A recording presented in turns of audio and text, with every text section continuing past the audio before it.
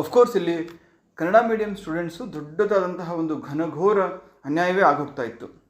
ಲಕ್ಕಿಲಿ fortunately right ಟೈಮ್ಗೆ ಅಕ್ಸಾ ಮತ್ತು ಕರ್ವೆ ಅವರು ಮಧ್ಯಸ್ಥಿಕೆ ವಹಿಸಿ ಈ ರೀತಿ ಅನ್ಯಾಯ ಆಗದ ರೀತಿ ಒಂದು ಮುನ್ನೆಚ್ಚರಿಕೆ ಅಥವಾ ನಿಗಾವನ್ನು ಇರಿಸಿ ಸರ್ಕಾರದ ಮೇಲೆ ಒತ್ತಡ ತಂದು ಎಕ್ಸಾಮಿನೇಷನನ್ನು ಏರ್ಪಾಡು ಮಾಡಿದ್ದಾರೆ. ಹಾಗಾಗಿ ಇದು ಕೇವಲ ನಾನು ಹೇಳೋದಿಷ್ಟೇ, ಇಲ್ಲಿ ಕೇವಲ ಕನ್ನಡ ಮೀಡಿಯಂ ಸ್ಟೂಡೆಂಟ್ಸ್ಗೆ ಮಾತ್ರ ವರದಾನ ಅಲ್ಲ. ಯಾಕಂದರೆ ಬಿಕಾಸ್ ಆಫ್ ಮಲ್ಟಿಪಲ್ ರೀಸನ್ಸ್ ಬೇರೆ ಸ್ಟೂಡೆಂಟ್ಸ್ ಕೂಡ ಅಫ್ಕೋರ್ಸ್ ಕನ್ನಡ ಮೀಡಿಯಂ ಸ್ಟೂಡೆಂಟ್ಸ್ ವಿರುದ್ಧ ಸುಮಾರು 58 ಪ್ರಶ್ನೆಗಳ ಅನುವಾದ ತಪ್ಪಾಗಿದೆ ಅಂದರೆ ಅರ್ಥ ಮಾಡ್ಕೊಳ್ಳಿ. First of all question paper ತುಂಬ ಲೆಂದಿ ಆಗಿತ್ತು, ಡಿಫಿಕಲ್ಟಿ ಇತ್ತು. ಅದ್ರ ಬಗ್ಗೆ ಯಾರೂ ಕೂಡ ಏನು ಮಾತನ್ನೇ ಎತ್ತೋದು ಬೇಡ, because it is a competitive exam. But at least translation correct ಆಗಿದ್ದರೆ ಅನ್ನೆಸೆಸರಿ ಅವ್ರ ಎನರ್ಜಿಯನ್ನು ಅಲ್ಲಿ ಸ್ಪೆಂಡ್ ಮಾಡಿ ವೇಸ್ಟ್ ಮಾಡಿ ಆ ಒಂದು ತಪ್ಪಾಗಿರುವಂತಹ ಸೆಂಟೆನ್ಸಸ್ನ ಅರ್ಥ ಮಾಡ್ಕೊಳ್ಳೋದ್ರಲ್ಲಿ ಟೈಮ್ ವೇಸ್ಟ್ ಆಗ್ತಾ ಇರಲಿಲ್ಲ ಕನ್ನಡ ಮೀಡಿಯಂ ಅವ್ರಿಗೆ. ಹಾಗಾಗಿ ಈ ಎಕ್ಸಾಮಿನೇಷನ್ ಅನ್ನೋದು ಸರಿಯಾಗಿದೆ.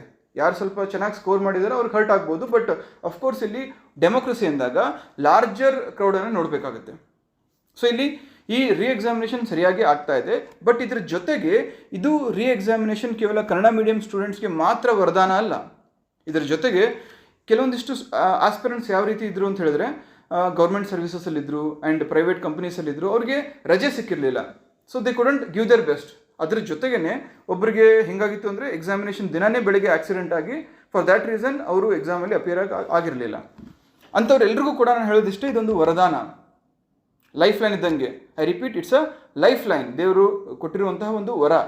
ಇದನ್ನು ಕರೆಕ್ಟಾಗಿ ನಾವು ಯುಟಿಲೈಸ್ ಮಾಡ್ಕೊಳ್ಬೇಕಾಗತ್ತೆ.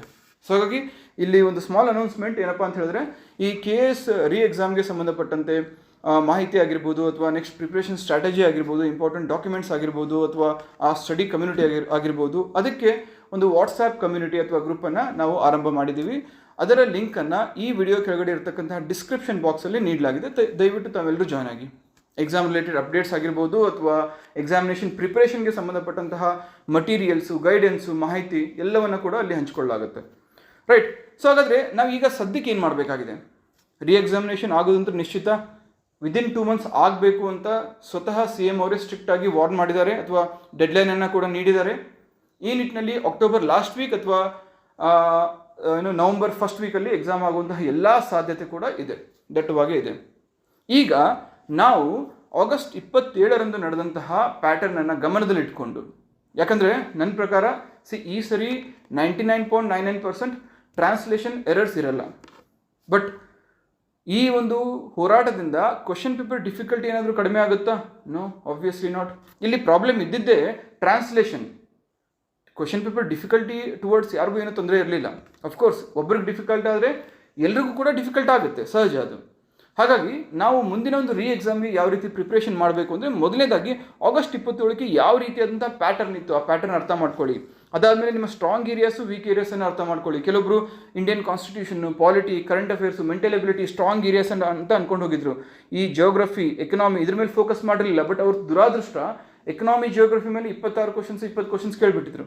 ಹಾಗಾಗಿ ಈ ರೀತಿ ಆಗದೆ ಇರುವಂತೆ ನೀವು ಎನ್ಶ್ಯೂರ್ ಮಾಡ್ಕೊಳ್ಬೇಕು. ಸ್ಟ್ರಾಂಗ್ ಏರಿಯಾಸನ್ನು ಮತ್ತೆ ಸ್ಟ್ರಾಂಗ್ ಮಾಡಿಕೊಂಡು, ವೀಕ್ ಏರಿಯಾಸ್ ಮೇಲೆ ಸ್ಪೆಷಲಿ ರಿಪಿಟೇಟಿವ್ ಥೀಮ್ಸ್ ಏನಿರುತ್ತೆ, ಚಾಪ್ಟರ್ಸ್ ಏನಿರುತ್ತೆ ಅದ್ರ ಮೇಲೆ ಫೋಕಸ್ ಮಾಡಿ.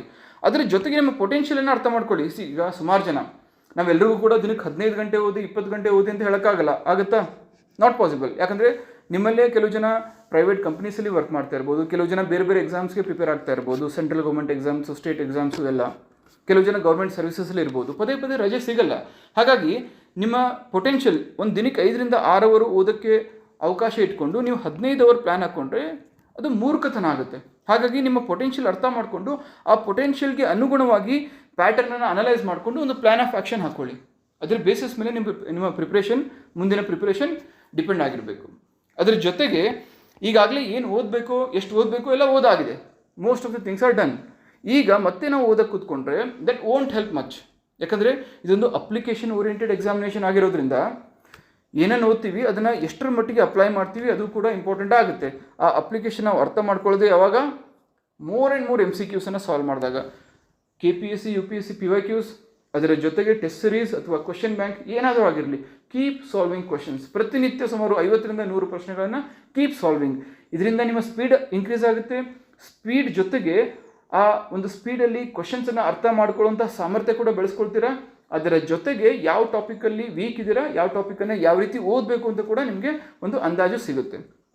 ಹಾಗಾಗಿ ಇಲ್ಲಿ ಈ ಒಂದು ಸೆಷನಲ್ಲಿ ನಾನು ಪೇಪರ್ 1 ಬಗ್ಗೆ ಸ್ವಲ್ಪ ಚರ್ಚೆ ಮಾಡ್ತೀನಿ. ಆಗಸ್ಟ್ 27 ಪೇಪರ್ 1ನಲ್ಲಿ ಜಿಯೋಗ್ರಫಿಯಿಂದ 27, ಹಿಸ್ಟ್ರಿಯಿಂದ 26, ಇಂಡಿಯನ್ ಕಾನ್ಸ್ಟಿಟ್ಯೂಷನಿಂದ 19 ಕ್ವಶನ್ಸು, ಕರೆಂಟ್ ಅಫೇರ್ಸ್ ಮೇಲೆ 15, ಎಕನಾಮಿಕ್ಸಿಂದ 12 ಕ್ವಶನ್ಸು, GK ಆ್ಯಂಡ್ ಮಿಸ್ಲೇನಿಯಸ್ಸಿಂದ 2 ಕ್ವಶನ್ಸ್ ಇತ್ತು. ಒಟ್ಟು 100 ಕ್ವಶನ್ಸ್ ಇತ್ತು.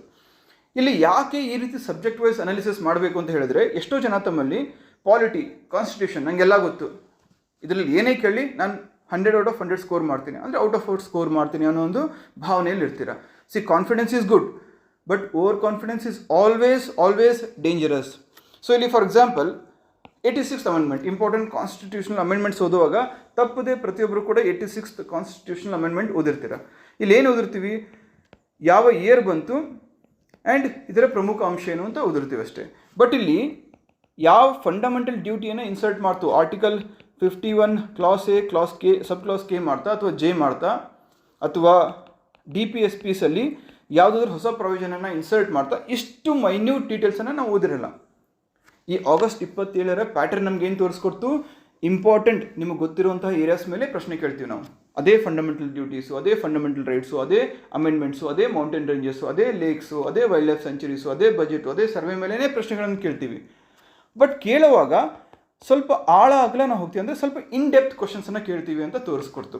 ಹಾಗಾಗಿ ಈ ಪ್ಯಾಟರ್ನನ್ನು ನೀವು ಅರ್ಥ ಮಾಡ್ಕೊಂಡಾಗ ನಿಮಗೆ ಇಲ್ಲಿ ಆಬ್ವಿಯಸ್ಲಿ ಗೊತ್ತಾಗುತ್ತೆ. ಇದೇ ರೀತಿ ಪಾಲಿಟಿಯಲ್ಲಿ ಸುಮಾರು ಪ್ರಶ್ನೆಗಳನ್ನು ನೋಡಿದ್ರಿ ನೀವು. ಅಫ್ಕೋರ್ಸ್ 1-2 ಕಡೆ ಗ್ರೇಸ್ ಮಾರ್ಕ್ಸ್ ಬರಬೇಕಾಗಿತ್ತು, ಅದನ್ನು ಬಿಟ್ಟು ಇಂಪಾರ್ಟೆಂಟ್ ಲ್ಯಾಂಡ್ ಮಾರ್ಕ್ ಕೇಸಸ್ ಆಗಿರ್ಬೋದು, ಅಥವಾ ಇಂಪಾರ್ಟೆಂಟ್ ಸೋರ್ಸಸ್ ಆಗಿರ್ಬೋದು, ಇದ್ರ ಮೇಲೇ ಪ್ರಶ್ನೆ ಇತ್ತು, ಎಲ್ಲ ಓದಿರ್ತೀವಿ. ಸೊ ಅದೇ ರೀತಿ ಇಂಪಾರ್ಟೆಂಟ್ ಇನ್ಸ್ಟಿಟ್ಯೂಷನ್ಸ್, CAG ಆಗಿತ್ತು, ಆ್ಯಂಡ್ CAG ಜೊತೆಗೆ ಎಲೆಕ್ಷನ್ ಕಮಿಷನ್ ಮೇಲಾಗಿತ್ತು, ಎಲ್ಲ ಎಕ್ಸ್ಪೆಕ್ಟೆಡ್ ಕ್ವಶನ್ಸ್ ಇವೆಲ್ಲ, ರೈಟ್. ಸೊ ಹಿಸ್ಟ್ರಿ ಅಂತ ನೋಡಿದ್ರೆ, ಹಿಸ್ಟ್ರಿ ಮೇಲೆ ಇಂಪಾರ್ಟೆಂಟ್ ಥೀಮ್ಸು, ಅದೇ quit India movement, civil disobedience, non cooperation and Swadeshi movement, ಇದರ ಸರೌಂಡಿಂಗೇ ಪ್ರಶ್ನೆಗಳನ್ನು ಕೇಳ್ತಾನೆ. ಬಟ್ ಕೀ ಪರ್ಸನ್ಸ್ ಮೇಲೆ ಅವ್ನು ಫೋಕಸ್ ಮಾಡಿದ್ದ. ಆ್ಯಂಡ್ ಎಸ್ಪೆಷಲಿ ಕರ್ನಾಟಕ ಹಿಸ್ಟ್ರಿ ಅಂತ ಬಂದಾಗ ನಮಗೆ ಸಂಗೊಳ್ಳಿ ರಾಯಣ್ಣನಿಂದ ಹಿಡ್ಕೊಂಡು ಆಲೂರು ವೆಂಕಟರಾವ್ವರೆಗೂ, ಕರ್ನಾಟಕ ಯೂನಿಫಿಕೇಷನ್ವರೆಗೂ ಕೂಡ ಪ್ರತಿಯೊಬ್ಬ ವ್ಯಕ್ತಿ ಕೂಡ ಇಂಪಾರ್ಟೆಂಟ್ ಅಂತ ಈ ಪ್ರಶ್ನೆ ಪತ್ರಿಕೆಯಲ್ಲಿ ಗೊತ್ತಾಯಿತು. ಅವರಿಗೆ ಸಂಬಂಧಪಟ್ಟಂತೆ ಅವರ ಮೂಲ, ಅವರ ನಿವಾಸ, ಅವರ ಸ್ಥಳ, ಅಥವಾ ಅವರು ಪಾರ್ಟಿಸಿಪೇಟ್ ಮಾಡಿದಂಥ ಈವೆಂಟ್ಸು, ಅದ್ರ ಬಗ್ಗೆ ಕೂಡ ಸಂಕ್ಷಿಪ್ತವಾಗಿ ಎಲ್ಲ ಡೀಟೇಲ್ ಆಗಿ ಮಾಹಿತಿ ಇರಲೇಬೇಕು ಅಂತ ಈ ಪ್ರಶ್ನೆ ಪತ್ರಿಕೆ ನಮಗೆ ತಿಳಿಸ್ಕೊಟ್ಟಿದೆ. ಅದೇ ರೀತಿ ಪ್ಲ್ಯಾನ್ ಮಾಡ್ಕೊಳ್ಬೇಕು. ಆ್ಯಂಡ್ ಎಕನಾಮಿಯಲ್ಲೂ ಕೂಡ same subjects, inflation, role of monetary policy, FRBM act, union budget, government spending, fiscal deficit, banking reforms, ಇದ್ರ ಮೇಲೆ ಪ್ರಶ್ನೆ ಇತ್ತು. ಇನ್ಫ್ಯಾಕ್ಟ್ ಇಡೀ ಕ್ವಶನ್ ಪೇಪರ್ ನೋಡಿದ್ರೆ ಪಾಲಿಟಿ ಮತ್ತು economy questions they were easy, doable ಇತ್ತು, ರೈಟ್.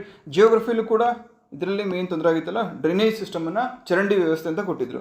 ಸೊ ಡ್ರೈನೇಜ್ ಸಿಸ್ಟಮು, ಫಿಸಿಯೋಗ್ರಾಫಿಕ್ ರೀಜನ್ಸು ಅಂದರೆ ಹಿಮಾಲಯಾಸು, ಮೌಂಟೇನ್ ರೇಂಜಸ್ಸು, ಈ ಕಾಸಿ ಹಿಲ್ಸು, ಆಮೇಲೆ ಶಿವಾಲಿಕ್ಸ್ ಮೇಲೆ, ಇಂಪಾರ್ಟೆಂಟ್ ಪಾಸಸ್ ಮೇಲೆ, ಇದ್ರ ಎಲ್ಲದರ ಮೇಲೂ ಪ್ರಶ್ನೆ ಸಹ ಕೇಳಿದರು. ಈಗ ನಮ್ಮ ಸೂಪರ್ 50 ಬ್ಯಾಚಲ್ಲಿ ಇರೋರು ಗೊತ್ತಿರ್ಬೋದು, ನಾವು ಇಂಪಾರ್ಟೆಂಟ್ ಥೀಮ್ಸನ್ನು ಲಿಸ್ಟ್ ಔಟ್ ಮಾಡಿ ಆ ಡಾಕ್ಯುಮೆಂಟ್ಸನ್ನು ಏನು ಶೇರ್ ಮಾಡಿದ್ವಿ, ಅದೇ ಡಾಕ್ಯುಮೆಂಟಿಂದ ಅದೇ ಥೀಮ್ಸ್ ಮೇಲೇ ಪ್ರಶ್ನೆ ಬಂದಿತ್ತು. ಇದೇನು ಸ್ವಪ್ರತಿಷ್ಠೆ ಅಲ್ಲ, ಈ ಥೀಮ್ಸನ್ನು ಐಡೆಂಟಿಫೈ ಮಾಡಿ ಆ ಥೀಮ್ಯಾಟಿಕ್ ಬೇಸ್ಡ್ ಪ್ರಿಪ್ರೇಷನ್ ಮಾಡಿದಾಗ ನಿಮಗೆ ಸಹಜವಾಗಿ 25ರಿಂದ 30 ಪ್ರಶ್ನೆಗಳನ್ನು ವೆಲ್ ಇನ್ ಅಡ್ವಾನ್ಸ್ ಎಕ್ಸ್ಪೆಕ್ಟ್ ಮಾಡ್ಬೋದು.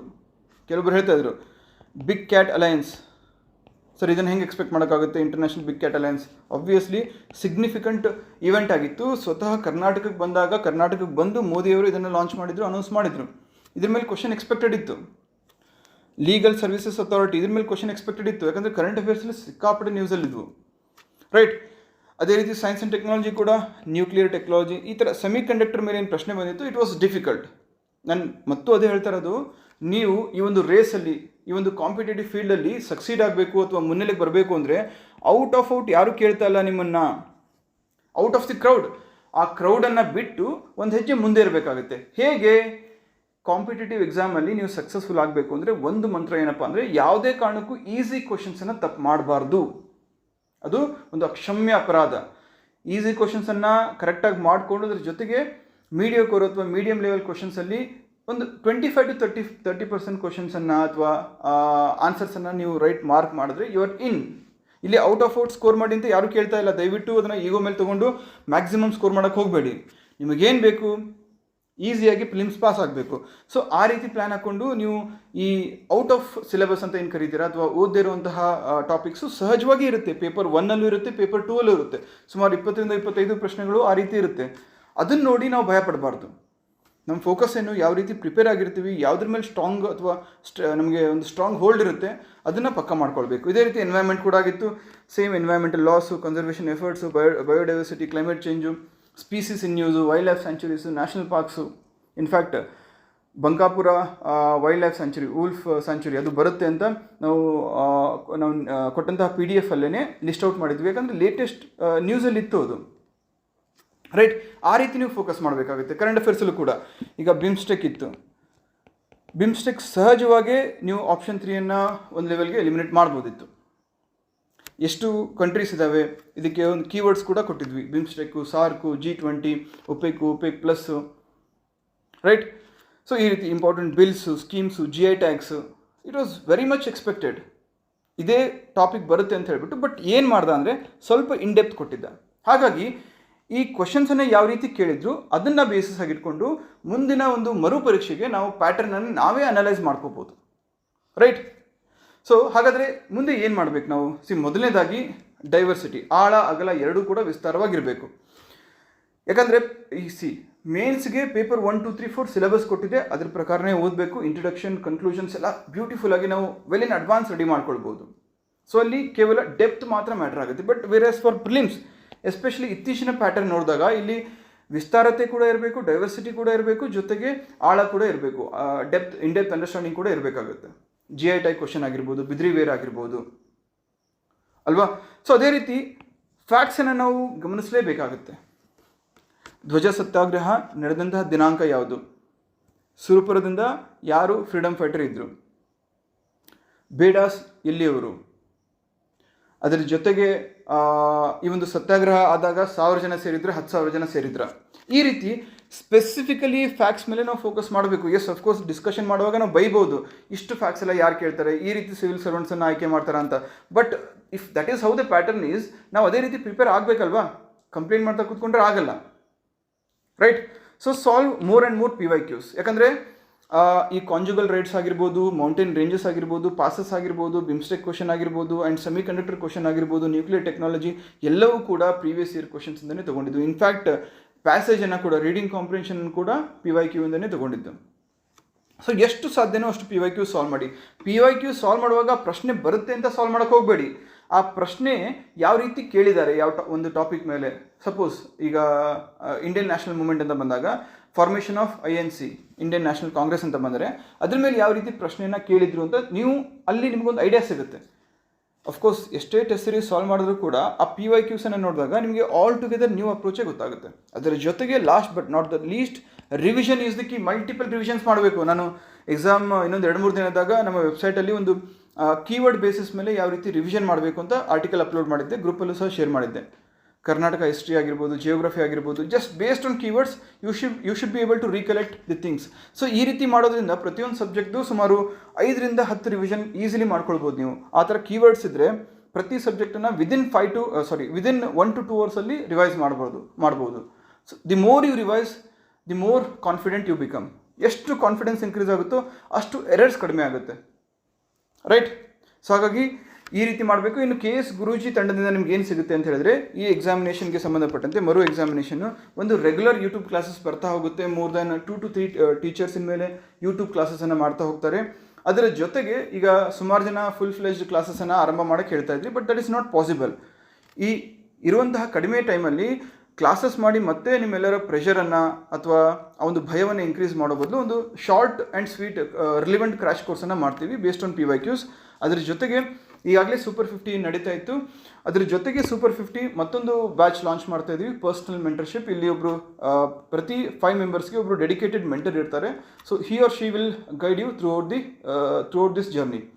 ಅದರ ಜೊತೆಗೆ ಒಂದು ರಿಗೋರಸ್ ಟೆಸ್ಟ್ ಸಿರೀಸನ್ನು ಕೂಡ ಲಾಂಚ್ ಮಾಡ್ತಾ ಇದ್ದೀವಿ. ವೆರಿನ್ ಎವ್ರಿ ಡೇ ಮಿನಿಮಮ್ 50 ಕ್ವಶನ್ಸ್ ಆದರೂ ನೀವು ಸಾಲ್ವ್ ಮಾಡಬೇಕು, subject wise, next topic wise, next full length, ಈ ರೀತಿ. ಸೊ ಇಷ್ಟನ್ನು ಈ ಒಂದು ಸೆಷನಲ್ಲಿ ಡಿಸ್ಕಸ್ ಮಾಡಬೇಕಾಗಿತ್ತು. ಇನ್ಮೇಲೆ ನಿರಂತರವಾಗಿ ಮೀಟ್ ಆಗ್ತಾ ಹೋಗೋಣ ಅಂತೆ. ಆ್ಯಂಡ್ ಈಗಾಗಲೇ ಹೇಳಿದಾಗೆ ಈ ವಿಡಿಯೋ ಕೆಳಗಡೆ ಇರ್ತಕ್ಕಂಥ ಡಿಸ್ಕ್ರಿಪ್ಷನಲ್ಲಿ ನಿಮಗೆ ನಮ್ಮ ವಾಟ್ಸ್ಆ್ಯಪ್ ಕಮ್ಯುನಿಟಿ ಲಿಂಕ್ ಇದೆ, ಆದಷ್ಟು ಬೇಗ ಜಾಯ್ನ್ ಆಗಿ, right. All the best. Thank you so much.